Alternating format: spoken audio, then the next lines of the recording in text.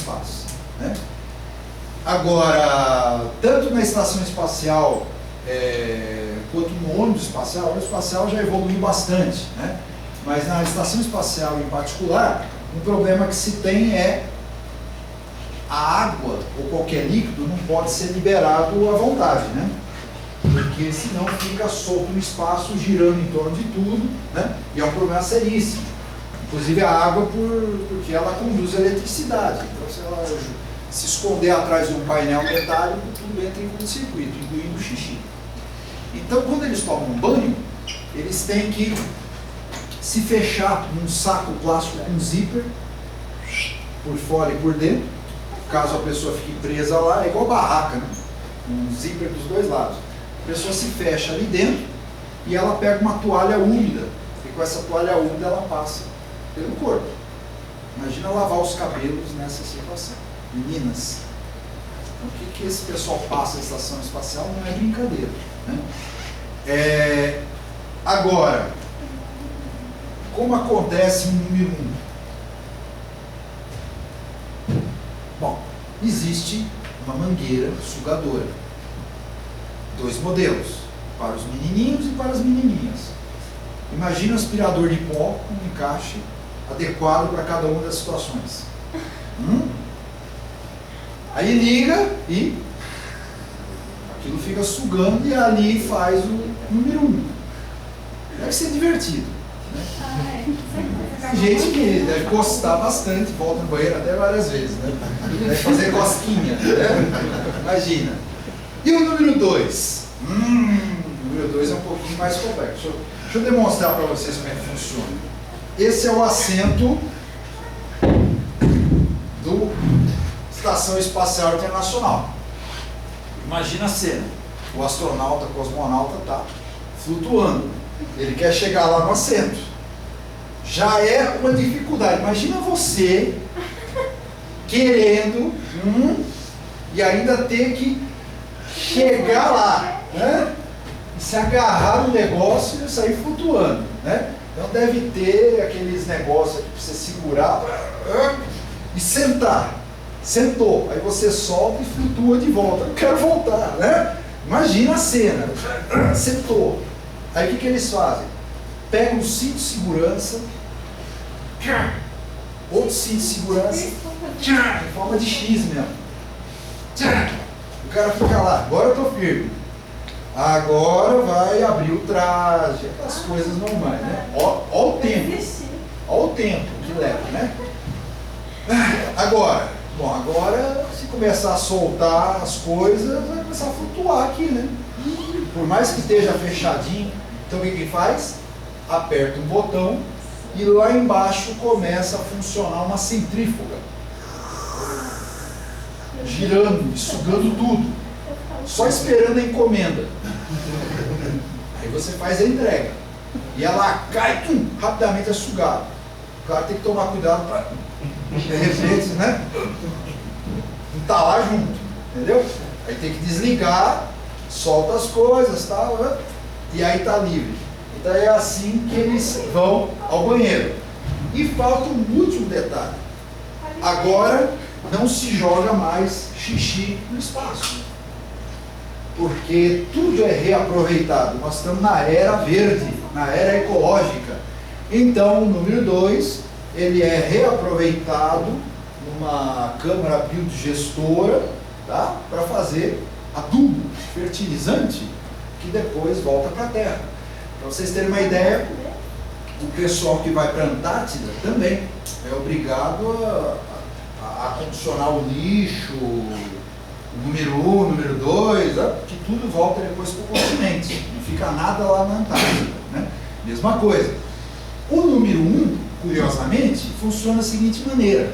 Se você pegar e separar bonitinho a ureia, sobra água. Aí separa, tem um processo químico, quando ele suga, ele separa, e essa água depois passa a ser filtrada. E o cara sai do banheiro, tem um outro lá. Né? Aí o que acabou de sair do banheiro fala: ô companheiro, De mim para você, tá?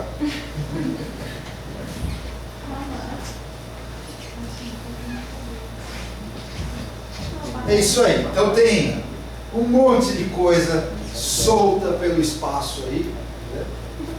Verdadeiro lixo espacial girando em torno da Terra. Eles nunca jogam comida, não? Comida não. Comida não. Aqui tem uma brincadeirinha aí, né? Bom, dirigir por essa rodovia está muito difícil. Agora vou para a esquerda, vou para a direita. Né? Então aí uma ideia dos chamados Space Debris. Então, se vocês quiserem pesquisar na internet sobre esse assunto, procure com Space Debris, né? Ou Space Junk, J-U-N-K. Vocês vão encontrar sobre esse assunto aí. Esta é a Heidi Marie, astronauta, e aqui a bolsa de $100 mil que estava ao lado dela. Ela estava fazendo manutenção na estação espacial do lado de fora. Hoje os astronautas, cosmonautas, nada mais são do que operários, mão de obra qualificada, trabalhando na estação espacial. E ela esqueceu de fixar a maleta. E aí a NASA TV, né, acabou filmando a maletinha indo embora, perdida no espaço. Né? Virou mais um artigo do lixo espacial. Aqui, para entender o que eu falei a vocês dos estágios dos foguetes, está aqui: o foguete sai, aqui ele já deixa uma parte do primeiro estágio nesse modelo, né? Aqui já é o segundo estágio, né? Veja, quando acaba o combustível, ele é jogado fora, agora fica esse pedaço em diante. Aciona o segundo estágio. Quando termina, o segundo estágio é jogado fora, aciona o terceiro estágio, quando ele termina, ele é jogado fora, e nesse caso abre e saiu o satélite que estava preso lá na pontinha. Então, no espaço fica aqui, ó, essa parte, que é a da entrega, o terceiro estágio, o segundo estágio, e às vezes até o primeiro. Geralmente o primeiro estágio cai. Esse é um modelo de foguete. Outro modelo, esse aqui é o Delta, muito usado pela Agência Espacial Europeia, para lançar da Guiana Francesa. Aqui está mostrando 1, 2, 3, 4 motores aqui. Vejam que eles são levemente inclinados para não sair tudo na vertical, né? E um motor central, né? Então está aqui, ó, esses que foram ejetados. Aqui então é combustível, aqui tem a parte da cápsula final, aqui o segundo estágio, e aqui o satélite, ou melhor, desculpa, aqui é o terceiro estágio, o satélite vai ficar aqui na pontinha, e aqui mostrando a entrega dele e os pedaços todos. Então fica isso tudo aqui no espaço. Esses daqui caem na Terra geralmente, mas isso aqui fica no espaço, incluindo o satélite. Então, é muito dejeto para se colocar um único satélite. Então, eles estão, inclusive, usando lançamentos para colocar mais de um satélite. Quando um ônibus espacial, por exemplo, vai, ele leva 2 satélites pelo menos. Né? Difícil lançar um satélite só. Tem alguns foguetes aí que estão lançando microsatélites, eles colocam 4 microsatélites no espaço juntos, mas outros só conseguem colocar um só. Os BrasilSat, os satélites BrasilSat, foram lançados por esse sistema aqui. Um avião libera um foguete, o foguete, como se fosse um míssil, vai lá, primeiro estágio, segundo estágio, o terceiro estágio, e já está no espaço, e até que ele libera o satélite que foi colocado em órbita. Então, no caso do Brasil, foi feito assim. E veja, um sistema até bastante eficiente, porque esse satélite aqui levou os BrasilSat, os 7 satélites BrasilSat, até a órbita geoestacionária, 36 mil quilômetros de altitude. Hoje, nós sabemos que tem 18 mil objetos em órbita, pelo menos foram colocados, porque você pega 3 mil aqui da Rússia, mais outros 3 mil dos Estados Unidos, mais não sei quantas centenas ali, aqui, um monte de satélites espiões, né? Aliás, ontem, quando eu mostrei para vocês aqueles mapas aquele mapa com satélites, quantidade, eram satélites civis, nós não temos noção dos militares. Então a gente estima que seja a mesma quantidade de satélites militares dentro do espaço. Somando tudo na estimativa, 18 mil foram colocados em órbita até agora. 10 mil deles são civis e outros militares, são chamados espiões ou mais, porque isso aí é uma estimativa por baixo, né? Tem apenas 800 satélites funcionando, civis, nós não sabemos quantos militares estão funcionando, 4.600 lançamentos, uma média de 100 lançamentos por ano. Então, pega 100 lançamentos, divide pelos 12 meses do ano, dá quanto por mês aí? Então tem atividade toda semana.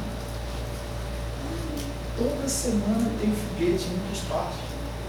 É uma atividade tremenda. É um negócio fantástico.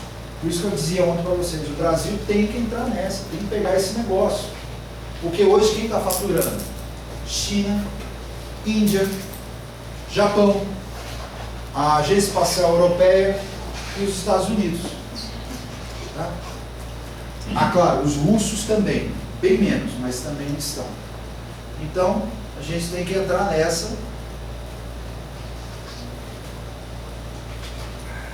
Engraçado que nesse grupo aí que se fala muito hoje, o tal do BRIC, né, todos estão incluídos nessa lista. Sim. Você colocou com exceção do Brasil. Sim. O Brasil é apenas por um detalhe que não está totalmente envolvido nisso, né? E o detalhe do Brasil é o fato de que... eu tenho que falar isso aqui. É o fato de que o Brasil ainda não teve sucesso absoluto no lançamento do foguete, né? O VLS, o Veículo Lançador de Satélites,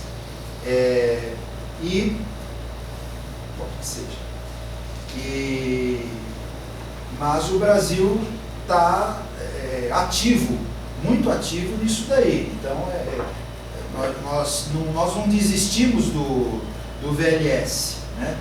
Acontece apenas que precisa ser aperfeiçoado o sistema aí de lançamento dele, e a ideia é continuar com o VLS para pequenos lançamentos e usar o satélite, o foguete ucraniano, para lançamentos de mais fôlego, né?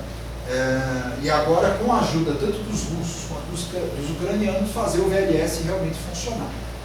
Então, mais tardar 2012, nós estaremos com segurança trabalhando nessa área aí, né?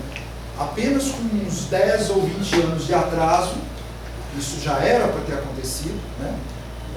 Mas parece que agora vai. Com o apoio ucraniano, nós vamos, né? Então aí sim o BRIC vai funcionar. Então todos esses países de economias emergentes investem também na economia aeroespacial, que é hoje um negócio, né? Além da gente ter o desenvolvimento científico, é um negócio. Aqui, mais do que nunca, está se pensando em spin-offs. O que é que a tecnologia aeroespacial pode me devolver para que eu ganhe dinheiro com isso? Cada vez mais se pensa nisso, tá? Bom, o que mais? Esses objetos têm velocidades entre 15 e 30 mil km por hora no espaço e, quando chegam na reentrada da atmosfera, atingem velocidades até 400 km por hora e a temperatura chega a 1000 graus. Se vocês virem lá o Apollo 13, vocês verão que quando a cápsula tem a reentrada na atmosfera, interrompe a comunicação, porque não é possível, o material fica ionizado em volta e não tem como ter comunicação de rádio com a base. Então tem um blackout ali de quase 3 minutos na reentrada, porque a temperatura chega a 1000 graus. E foi nisso que a cachorrinha, a Laika não era o nome dela, mas sim a raça dela, né? Eles deram um outro apelido lá que não pegou, ficou mais conhecida como Laika pela raça. Ela, além de morrer no espaço, porque não tinha sistema de refrigeração na Sputnik 2, ela morreu depois na reentrada. Ela virou churrasquinho de cachorro, do melhor jeito que os chineses gostam de fazer. Aqui o pessoal faz de gato, né? E aqui a estimativa entre 100 mil a 330 milhões de objetos. Ou seja, ninguém sabe nada. Né? Você está vendo aqui pela diferença, olha só, entre 100 mil a 330 milhões. Pô, brincadeira? Sabe, alguma coisa assim, olha, pode ser entre 1 ou pode ser entre 10. Pô, é uma variação muito grande. Ou seja, ninguém sabe nada. Ninguém tem ideia do que tem lá no espaço. Mas dentro dessa estimativa nós sabemos que tem fragmentos milimétricos, tem algumas coisas do tamanho de bolas de tênis, até coisas do tamanho de geladeiras, algumas coisas talvez assim, desse tamanho. E outros com 10 a 15 toneladas, são primeiros satélites soviéticos, tamanho de ônibus, maior que essa sala aqui. Tudo isso perdido no espaço. Isso é lixo. Interessante, aquele filme, aquela animação, Wall-E, já deve ter assistido. Ah, sim, Wall-E, exatamente. Que é aquela parte que eles vão sair do planeta Terra para ir para a nave onde os humanos moram, está saturado de satélite, de lixo ao redor do... Perfeito, Fernando. Eu infelizmente, eu tenho gravado esse trechinho em VHS. Eu queria até ter transformado em HD, colocado aqui no computador para mostrar, né? Mas é isso, olha, quem aqui assistiu o Wall-E? Aquela animação, robôzinho. Viu? Helena viu. Quem não viu, assista. É muito bonito a animação. O Oscar de melhor animação. Muito bem feito, fantástico. É um robôzinho lixeiro, né? Do século, sei lá, 30, acho que o planeta Terra é inabitável. A Terra já não tem mais humanos, só sobraram as máquinas e tal. E aí tem essa cena, que o foguete pousa, não vou contar os detalhes, né? Mas o foguete sai, o Wall-E se agarra na fuselagem do foguete e sai junto para o espaço. E aí tem essa cena muito legal. Eles batem em vários satélites. Tem assim uma muralha de lixo espacial. E aí o foguete sai, abre espaço no meio do lixo, né? E é legal que tem o Sputnik 1, ele rola assim, ó, por cima do... né? Muito legal, realmente muito bem lembrado. E cai na Terra 3 satélites por mês. Hoje vou mostrar para vocês um site que trata só de reentradas de lixo espacial, os monitorados, né? Que a Gabriela outro dia até me perguntou no lance que teve no Rio de Janeiro, né? Eu fui consultar naquela data que você falou e realmente foi reentrada de lixo espacial. Tá? E dava para ver do Rio de Janeiro, aquele caso lá. Tá? Então foi reentrada de lixo espacial. Então é um caso que a gente consegue hoje dizer, não é OVNI. Objeto voador não identificado, é um objeto voador identificado, e é lixo espacial. Né? Então a gente consegue quebrar um pouquinho essa ansiedade de dizer que foi disco voador, que viu. Na Record, né, eu tava assistindo isso aqui essa segunda-feira lá, apareceu no Top 5 lá, a Record mostrando um ET lá. Tanto que o povo é besta, velho. Ah, eu vi essa matéria. Tava de bilu lá. Depois eles foram consultar especialista e o cara mostrou onde estava a máscara, onde estavam os olhinhos, de óculos escuros, né? Que era uma filmagem muito tosca, muito mal feita. Não, cara, perguntando assim, o que vocês são gente para mandar, gente? Que busquem conhecimento, né? Aquelas coisas, bilhões de partículas menores que ninguém tem ideia. Então, com essas explosões, vão gerar mesmo essa quantidade de fragmentos, né? Portanto, uma massa total entre 400 a 3 mil toneladas é o que está espalhado lá pelo espaço. Veja que é uma estimativa, de novo, 400 toneladas até 3 mil toneladas, então ninguém sabe ao certo. Né? O certo é dizer que essa variação da estimativa é do tamanho da nossa ignorância sobre o assunto. E que fragmentos pequeníssimos não são monitoráveis. A gente só consegue acompanhar até uma determinada dimensão, isso aí. Bom, nós temos em volta da Terra uma esfera de 72 mil quilômetros de diâmetro, que é monitorada diariamente. Por que 72 mil quilômetros? Porque o raio é de 36 mil quilômetros. Então, da superfície da Terra até uma altitude de 36 mil quilômetros, nós atingimos a órbita geoestacionária. Órbita essa que o satélite se mantém girando em torno da Terra conforme a Terra gira. Já vou mostrar com mais detalhe isso. Então, tem uma esfera em volta da Terra de nicho, que ela é monitorada diariamente. 7 mil objetos apenas são detectáveis por radar. Então, ele tem que ter mais de 20 centímetros de diâmetro. Tem que ser coisas desse tamanho, assim. Então, o tamanho de uma bola de basquete, menor que uma bola de basquete, não dá para detectar. O que já é muito, né? Já é bastante. Então, existe um serviço nos Estados Unidos que usa aí radares, usa radiotelescópios, telescópios, tá? E tem também um serviço dos russos, mesma coisa, que eles também procuram usar o que dá, né? Então tem astrônomos hoje trabalhando com monitoramento de nível espacial, então eles ficam de olho aí no espaço, e com isso chegou-se aí a 10 mil objetos conhecidos e recebe uma numeração. E eles são diferenciáveis de mísseis. Imaginem durante a Guerra Fria, como a Suelen contou ontem para a gente aqui, os soviéticos e os estadunidenses monitorando o espaço em volta dos seus respectivos países e da Europa, e de repente aparece na tela de radar uma coisa lá. Os caras falam, pronto, alguém apertou o botão. Está vindo um míssil, uma ogiva nuclear dos soviéticos. Aí o sistema de defesa dos Estados Unidos aciona. Inclusive, uma vez eu vi uma matéria na internet, né, mostrando no final da Guerra Fria que quase que aconteceu uma guerra, por causa que os Estados Unidos tinham lançado o satélite, aí a União Soviética, acho que já em 91, tinha pensado que era um míssil nuclear, já tinha ativado 6 na direção dos Estados Unidos. Aí depois, na hora que eles iam apertar o botão, eles descobriram que era um satélite, que era um engano. Uau!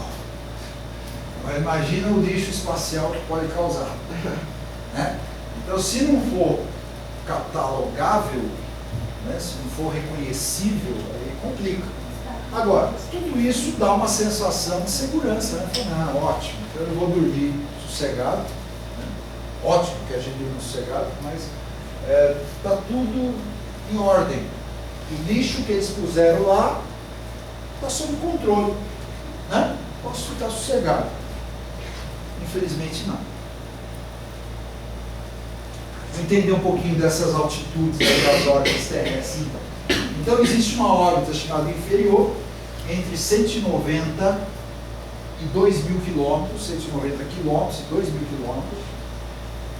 Veja que isso daqui já é quase a atmosfera da Terra, porque a gente considera para estudos da climatologia até 2 km, 3 km de atmosfera, onde vive a população, onde a gente tem a ação da atmosfera interferindo no relevo, por exemplo, né?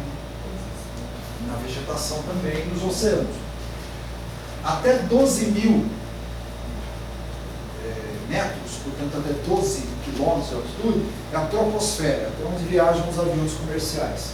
E a troposfera, então, interfere diretamente no clima na Terra, porque tem nuvens que chegam, os cumulonimbus, né? Tem desenvolvimento vertical até mais ou menos isso aí, né? 2, 3, 4, 5, 8 quilômetros de desenvolvimento vertical, os cumulonimbus, né? E a atmosfera, para vocês terem uma ideia, você voando num foguete, você chegar até 30 quilômetros, 30, só 30, o espaço já fica escuro. Então quem já teve a oportunidade de viajar de avião, ou terá, sentar na janelinha, além de você olhar tudo ali para baixo, procura olhar para cima, você já vê que é um azul mais escuro. E isso você está apenas a 11 quilômetros de altitude no avião, né? A 30 quilômetros já fica um negrume e um azul mais intenso, escuro no horizonte. A 50 quilômetros, escuridão total, e atrás a Terra gigantesca atrás de você, né? A 100 quilômetros, alguns autores já dizem que a atmosfera da Terra acaba. Outros preferem esticar a atmosfera da Terra até 500 quilômetros, o que significa que 190 quilômetros você está em órbita baixa, o que significa que a Estação Espacial Internacional está na atmosfera da Terra, portanto a 312, 320 quilômetros, originalmente já foi colocada a 400. E outros autores gostam de colocar a atmosfera da Terra até 1000 quilômetros, o que significa que o telescópio espacial Hubble está na atmosfera da Terra, porque ele está a 600 quilômetros. E de fato se constata que existe um arrasto no espaço onde está o telescópio espacial Hubble e a Estação Espacial Internacional. Elas sofrem atrito dos poucos gases que ali existem, né? Por isso até a Sueli comentou ontem que a Estação Espacial ela cai, ela está em queda. E aí uma vez por mês eles param todos os experimentos, acionam os motores foguetes e elevam um pouquinho. Mas ela está caindo, tá? Até chegar uma hora que não vai ter mais jeito. Bom, então está aqui, ó, ônibus espacial, satélites espiões, satélites de comunicações, satélites meteorológicos, tem o arrasto atmosférico e leva cerca de 90 minutos para dar uma volta em torno da Terra. A gravidade ali é apenas 2% menor. Então, a gente pensa, acaba a gravidade. Não, a gravidade ela diminui com o quadrado da distância, como qualquer outro campo eletromagnético, o fluxo luminoso, a gravidade é uma coisa, diminui com o quadrado da distância. E lá é apenas 2% inferior. Mas por que o pessoal flutua? Como a Sueli falou ontem, é como se estivesse em queda livre. Como se estivesse em queda livre, né? Tanto que isso é simulado por um avião aqui na Terra, né? Tanto do programa russo quanto do programa dos Estados Unidos, que é o gravidade zero. O pessoal vai, o avião sobe, depois ele cai igual uma montanha russa. E por cerca de uns 30 segundos o pessoal sente como se estivesse flutuando no espaço. Eles flutuam dentro da aeronave, né? Isso aconteceu recentemente aí.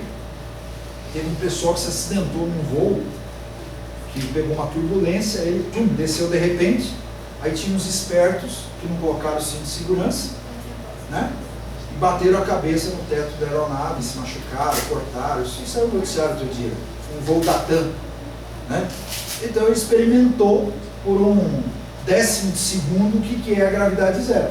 O avião desceu, o cara ficou, né? Então não significa que não tenha gravidade, significa que você está flutuando numa situação chamada imponderabilidade. A Sueli até citou ontem um exemplo muito legal, que é o do elevador. Se você estiver num elevador e tiver o azar de o cabo romper, você cai junto, tudo cai com você e você fica flutuando.